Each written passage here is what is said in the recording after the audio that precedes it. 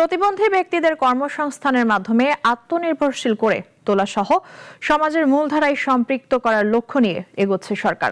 এই ধারাবাহিকতায় ৩ প্রতিবন্ধী ব্যক্তির হাতে চাকরির নিয়োগপত্র তুলে দিলেন প্রধানমন্ত্রী তারেক রহমান। আজ সচিবালয়ে প্রধানমন্ত্রীর কাছ থেকে সরাসরি নিয়োগপত্র পেয়ে উচ্ছ্বসিত হয়ে পড়েন তারা। বিস্তারিত রাশেদুল কাদিরের রিপোর্টে।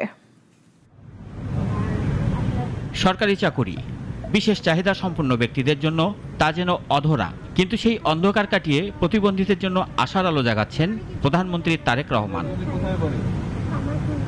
সমাজের প্রতিবন্ধী ব্যক্তিদের আত্মনির্ভরশীল করে গড়ে তুলতে কাজ করছে সরকার। এরই ধারাবাহিকতায় আজ ৩ প্রতিবন্ধীর হাতে সরকারি চাকরির নিয়োগপত্র তুলে দিয়েছেন প্রধানমন্ত্রী। সকালে সচিবালয়ে এ নিয়োগপত্র প্রদানের মধ্য দিয়েই সরকার প্রধান দিনের কর্মসূচি শুরু করেন। শারীরিক প্রতিবন্ধী নীলা খাতুন, জন্ম থেকেই তার 2 হাত না থাকায় পা দিয়ে লিখেই মাস্টার্স শেষ করেন তিনি। রাজধানীর মিরপুরের জাতীয় প্রতিবন্ধী উন্নয়ন ফাউন্ডেশনে শিক্ষক পদে নিয়োগ দেওয়া হয়েছে তাকে।